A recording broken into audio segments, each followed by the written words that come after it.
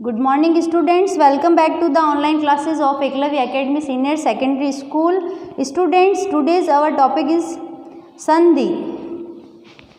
संधि में विसर्ग से श्रेफ.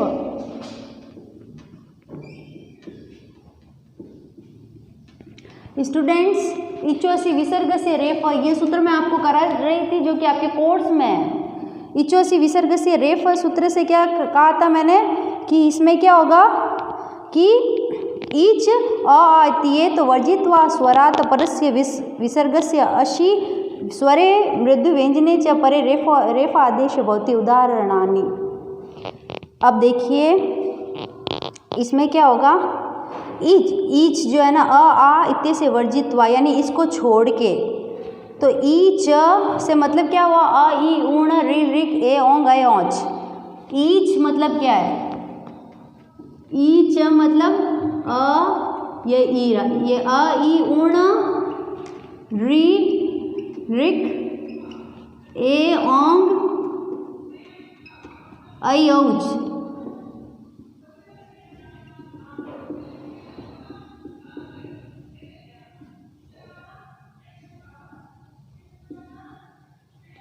ए ओंग ऐ औच.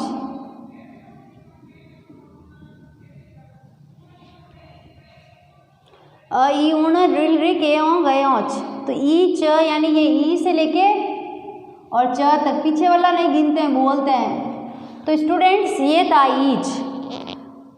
तो यहाँ पे क्या बताया है कि ई च परस्य, इसके बाद विसर्ग से अशी, यानी ईच के बाद में अगर विसर्ग हो, जैसे कि मैंने क्या बताया था, मुनि धन इति, और उसके परे स्वर या व्यंजन हो. ये क्या है, स्वर भी हो सकता है, इधर व्यंजन भी हो सकता है, ठीक है. और इधर ईच होना चाहिए, ये रहा ई.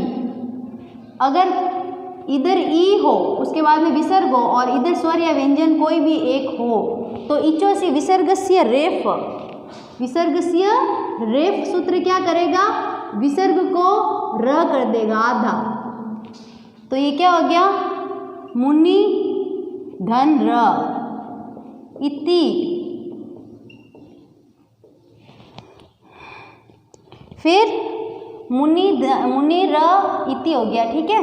तो क्या होगा, अब यहाँ पे विसर्ग के स्थान पर र आ गया, तो मु नी र में ई डाला तो री ति, मुनि रीति, मुनि रीति. यही पढ़ा है मैंने क्लासेस.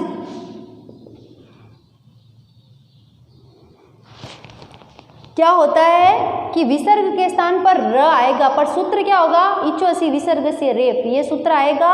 इसे विसर्ग का र होता है और बाद में र में ई डाला, र तो आधा था, ई स्वर है, तो ये हो गया री ति, तो मुनि रीति. ये ऐसे बनता है.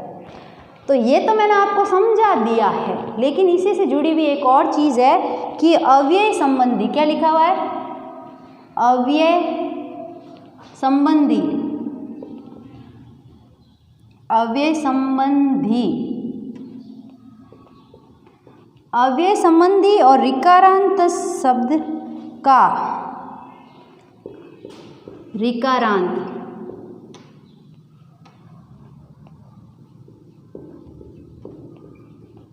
ऋकारांत और संबोधन संबंधी.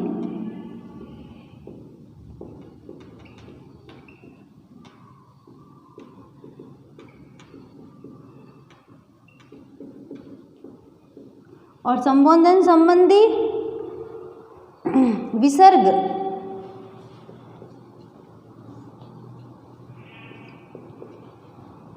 अकार और आकार के परस्य अपि रेफोदेश भवति. अकार और आकार, विसर्ग के बाद में अकार या आकार च परस्यापि रेफ आदेश भवति. उसके बाद में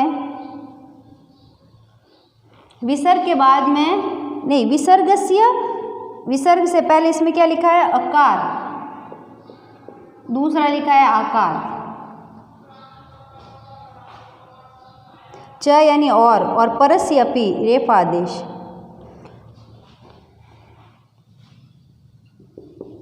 आकार आकारात या अकार और आकार दो होता है।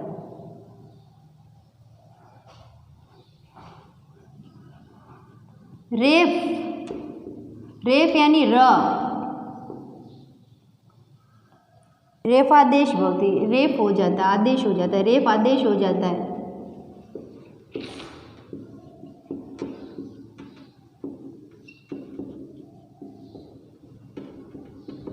अब देखो अव्यय संबंधी, अब पहले तो क्या था कि ईच जो है वो यहाँ पे हो और उसके परे स्वर या व्यंजन कोई भी हो सकता है। तो इति क्या है, स्वर है। इति की जगह क, ख, ग, गंग या कोई भी होता, कुछ भी हो सकता था। इसकी जगह पे क्या हो सकता था, कुछ भी हो सकता था, स्वर भी हो सकता था, व्यंजन भी हो सकता था। तो हम इसकी पहचान कैसे करेंगे कि यहाँ पर हमको ईच दिखना चाहिए, ईच। अब आप कहोगे मैडम ईच क्या है, तो ई ऊ रील री ए ओ ऐ औ, पीछे वाला नहीं गिनते, बोलते हैं खाली। तो स्टूडेंट्स इसको क्या बोलते हैं, इसको बोलते हैं ईच। ये ईच यानी ईच के बाद में, ईच क्या है, प्रत्याहार है। ईच के बाद में विसर्ग होता है तो विसर्ग जो है वो हटेगा। विसर्ग क्या कहते हैं, भगवान पाणिनि मरेगा। और यहाँ पे क्या आएगा, आधा र और यहाँ क्या आएगा, इति। तो ये र और ई मिलके क्या हो गया, री, और ये हो गया ती। समझ में आई बात?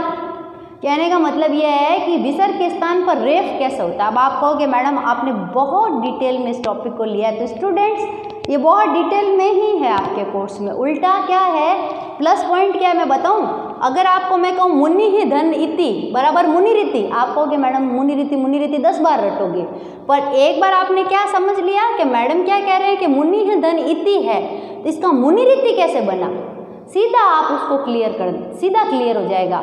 एग्जाम में मुनि रीति आएगा तो आप समझ जाओगे मुनि ही धन इति था मुनि रीति। इसमें एक सूत्र आया था इचोसी विसर्ग से रेफ, ये सूत्र है तो है, ठीक है। तो अपने को मेन एग्जाम में क्या याद रखना है, ये फर्स्ट वाला और लास्ट वाला। और इसको रही बात एक्सप्लेन करने की, तो वो तो मुझे करना ही पड़ेगा एक्सप्लेन, क्योंकि तुम्हारे बुक के अंदर ये सूत्र दिया है इचोसी विसर्ग से रेफ, जो बुक में दिया है वो तो प्रोफेशनली मुझे कराना ही पड़ेगा। अब देखो, अब आपकी जैसे दूसरा है, दूसरा क्या था, भानु, भानु धन असो, तो भानु में ऊ है तो ईच में ऊ है क्या, हाँ है। जैसे मैं बताऊं, मान लो भानुर धन असो था, ठीक है, तो इसमें क्या था, ये ऊ है तो ऊ क्या है, ईच है क्या, हाँ है, ये ऊ क्या है, ईच है। तो और उसके परे स्वर व्यंजन है, ये अ क्या है, स्वर व्यंजन कोई भी हो सकता है। तो ये विसर्ग मरेगा और कौन जन्मेगा, र जन्मेगा। तो यहाँ पे क्या हो गया, भानु, र आधा था, आधा था, इसमें मैंने अ डाला तो र पूरा हो गया और ये बन गया भानु रसो, भानु रसो। समझ में आई बात? अब देखो इसी का सेकंड पार्ट क्या है, ये तो है फर्स्ट पार्ट, इसी का सेकंड पार्ट समझा रही हूँ मैं, ये रहा सेकंड पार्ट, ये तो फर्स्ट था, ये तो फर्स्ट समझा है मैंने तो आपको, सुन रहे हो।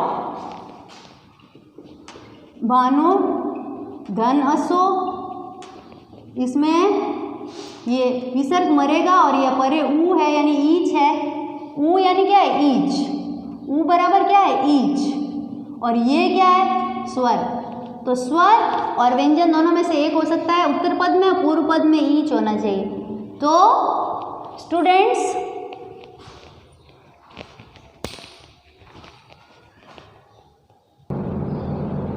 स्टूडेंट्स ये यहाँ पे क्या किया था, यहाँ पे ये हो गया भानु र, ये यहाँ पे विसर्ग गया, र आधा आया था, अ इसमें डाला, र पूरा हो गया था। ये तो मैंने समझा दिया, इसको वापस क्यों समझाया, ताकि आपके प्रॉब्लम नहीं हो। मैं तो 100 बार समझा दूंगी, लेकिन आपको समझ में आना चाहिए, नहीं तो मेरा 100 बार क्या 1000 बार समझाना ही व्यर्थ हो जाएगा। तो आपको समझ में आना चाहिए, ये आपके कोर्स में है तो ऐसा ही आएगा। नेक्स्ट जैसे अब इसी का सेकंड पार्ट है कि अव्यय संबंधी और ऋकारांत संबोधन संबंधी विसर्ग अकार आकार रेफ आदेश हो जाता है।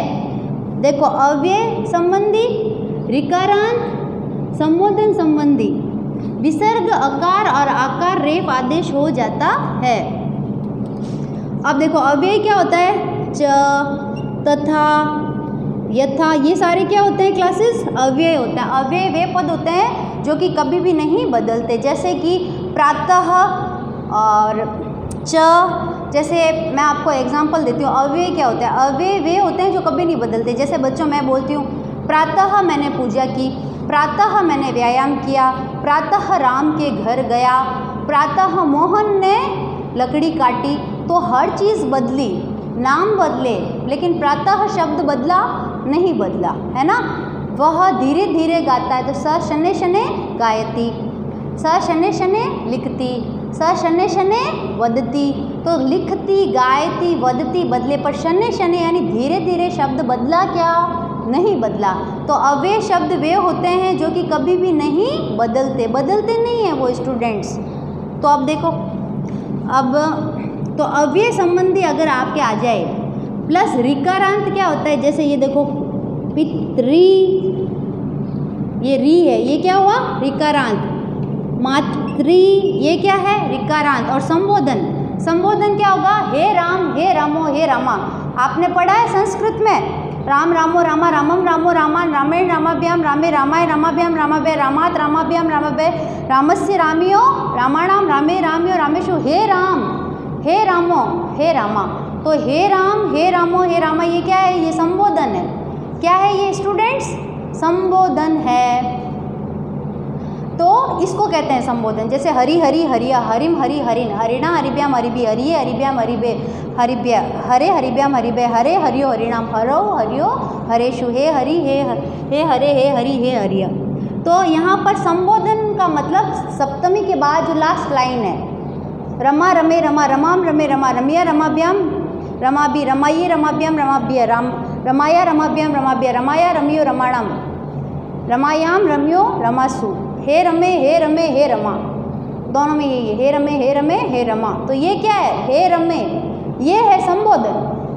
तो अगर आपके सामने अव्यय पद हो नंबर 1, ऋकारांत हो ये रा, और संबोधन हो हे राम, हे हरि, ये सब भी अगर हो, और विसर्ग के बाद में अकार, विसर्ग के बाद में क्या, विसर्ग के पास में ये अकार और आकार रेफ आदेश हो जाता है। जैसे कि अपन करके देखते हैं, मान लो मैंने लिखा पुनः, इसको मैं मिटा देती हूँ, आप समझ गए ना कि अव्यय, ऋकारांत और संबोधन क्या होता है। अब देखो पुनः, पुनः धन अत्र, मान लो पुनः धन अत्र, तो यहाँ पे पुनः में क्या है, ये अव्यय पद है कि हाँ है, और पुनः के बाद में विसर्ग भी है कि हाँ है, और पुनः में अकार है न, पुनः में भी क्या है, अकार है। विसर्गस्य अकार आकार च परस्य अपि, पर यानी बाद में, अ और आ बाद में हो, यहाँ पे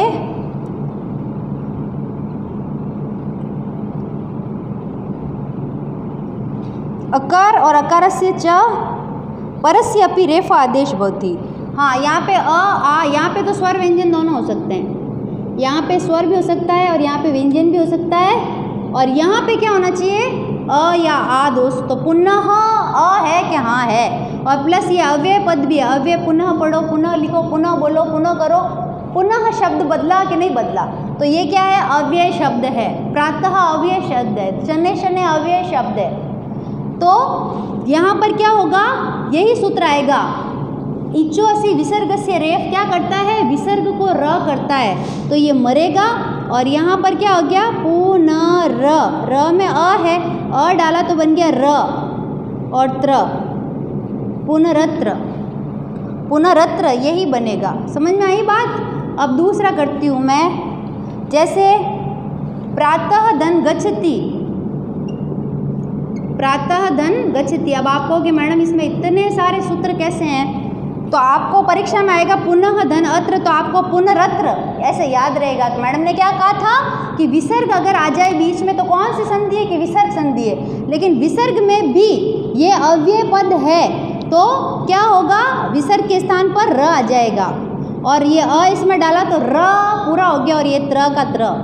प्रातः धन गच्छति, ये क्या है कि ये विसर्ग है, और यहाँ पर अ है, ये प्रातः क्या है, क्या अव्यय पद है, और यहाँ पर क्या है, अ है।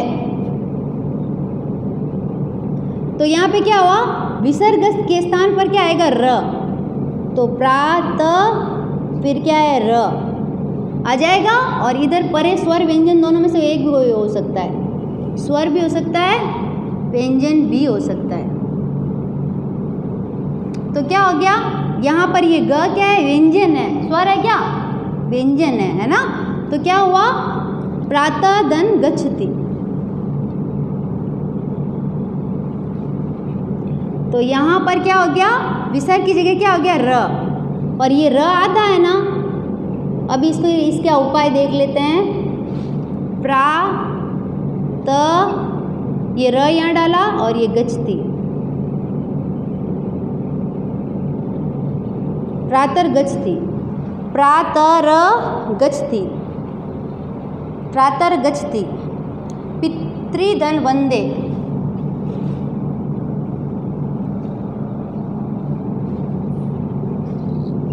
पितृधन क्या होगा, वंदे।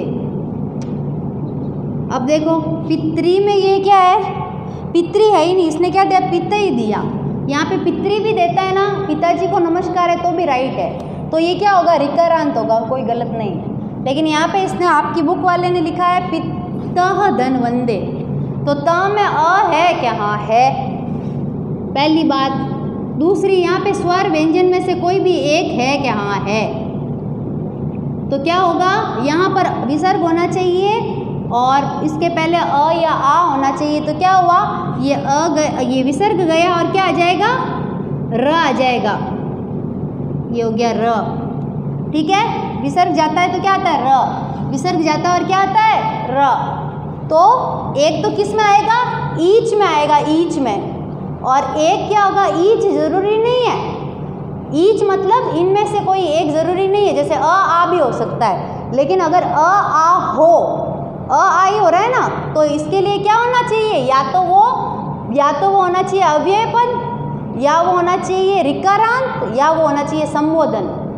समझ में आई बात, तब आपको अ की परमिशन मिलेगी। तो पिता धन, विसर्ग के स्थान पर र हुआ, यहाँ पे हो गया वंदे।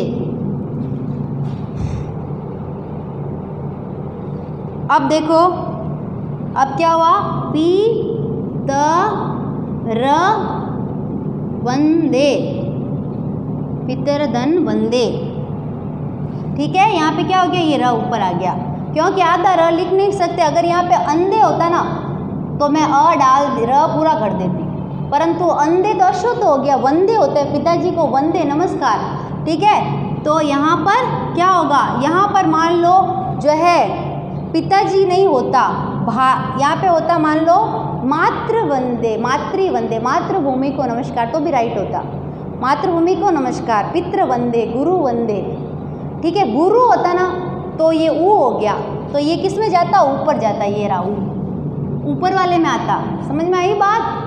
ये नीचे वाला पार्ट क्या कहता है, या तो अव्यय हो या रिकारांत हो, री की मात्रा या संबोधन, हे राम, हे रामो, हे रामा। तो यहाँ पे क्या हो गया, पीत, यहाँ पे हो गया र, यहाँ हो गया वंदे, पितर वंदे। अब मात धन वंदे,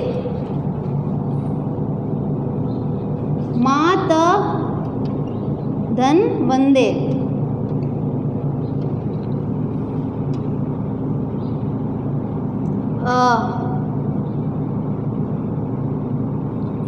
अब देखो यहाँ पे क्या हुआ, अ है क्या, हाँ विसर्ग है, तो ये मरेगा और अ जन्मेगा।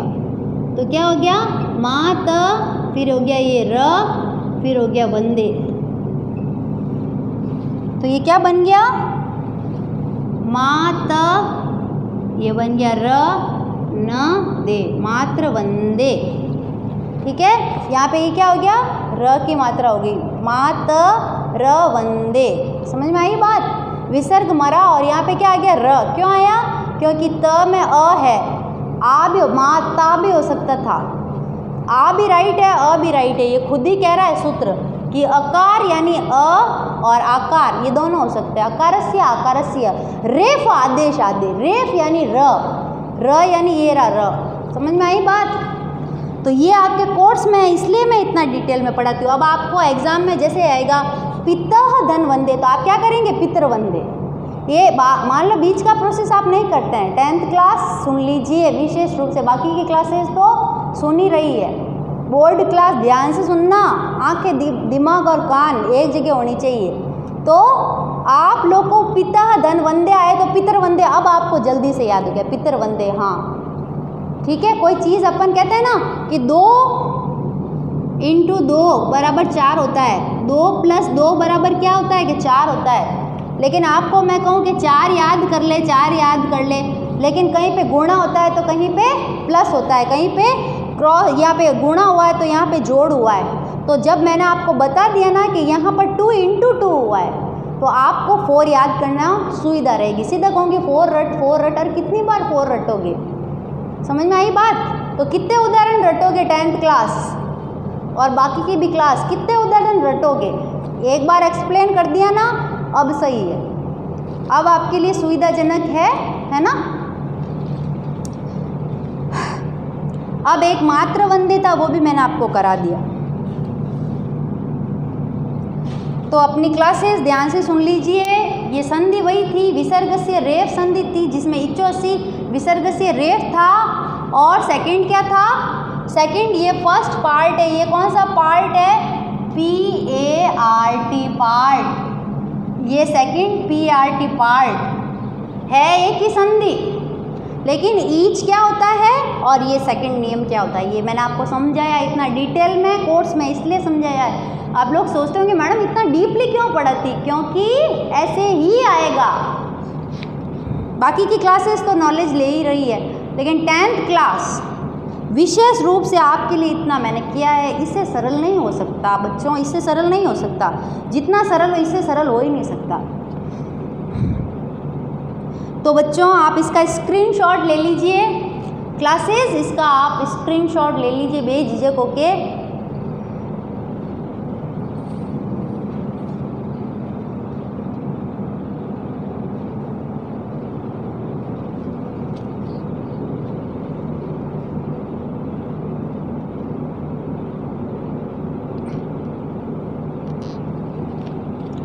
तो बच्चों आपको मेरा पढ़ाया हुआ समझ में आया। आपको अभी भी कोई प्रॉब्लम हो तो आप बिल्कुल पूछ सकते हैं, स्कूल में आके पूछ सकते हैं, मतलब अपने पेरेंट्स को भी कोई प्रॉब्लम हो तो मेरे सब्जेक्ट में मुझसे बात कर सकते हैं। बच्चे भी हैं तो उनको कोई विशेष प्रॉब्लम है तो अपने जब आप ये पढ़ते हैं तो कुछ और लिख दीजिए, मैडम इसमें मेरे को ये वाला टॉपिक वापस करवाओ, ये वाला चीज़ वापस करवाओ, तो वापस किया जाएगा। आप जितना अच्छा समझेंगे, जितना ज़्यादा ध्यान देंगे, उतना ही मेरे को एनर्जी मिलती है, उतना मुझे अच्छा लगता है। जितना आप, क्योंकि मैं आप लोगों पे ही डिपेंड हूँ, मेरी आप क्षमताएं हैं, मुझ में कितनी क्षमताएं ये मेरा नहीं, आप लोग करते हैं तो आप मेरी क्षमताएं हैं, स्टूडेंट्स है ना। मैडम की क्षमता कौन है, आप, आपके डायरेक्टर सर और लक्ष्मी मैडम दोनों ही आपके लिए बहुत अच्छा कर रहे हैं, तो आप अपने सर और मैडम की क्षमताएं हैं, आप उनका रिजल्ट है। तो क्लासेस आप बिल्कुल अच्छे से तसल्ली से इसको सुनिए बार बार, और जहाँ भी आपको डाउट होता है आप मुझसे तुरंत पूछें, बिल्कुल 1000 बार पूछ सकते हैं। आपको समझ में नहीं आए तो, और समझ में आ जाए तो इसका मतलब मेरी मेहनत सफल है। तो स्टूडेंट्स आज की कक्षा को मैं यहीं पर विराम देती हूँ। आप अपनी कॉपी में इसको बराबर नोट करिएगा और अपना होमवर्क रेडी रखिएगा। जब भी हम मिलेंगे फेस टू फेस तो इस टॉपिक पे और अच्छी डिटेल से चर्चा करेंगे। तो आज की कक्षा को मैं यहीं पर विराम देती हूँ। बहुत बहुत धन्यवाद।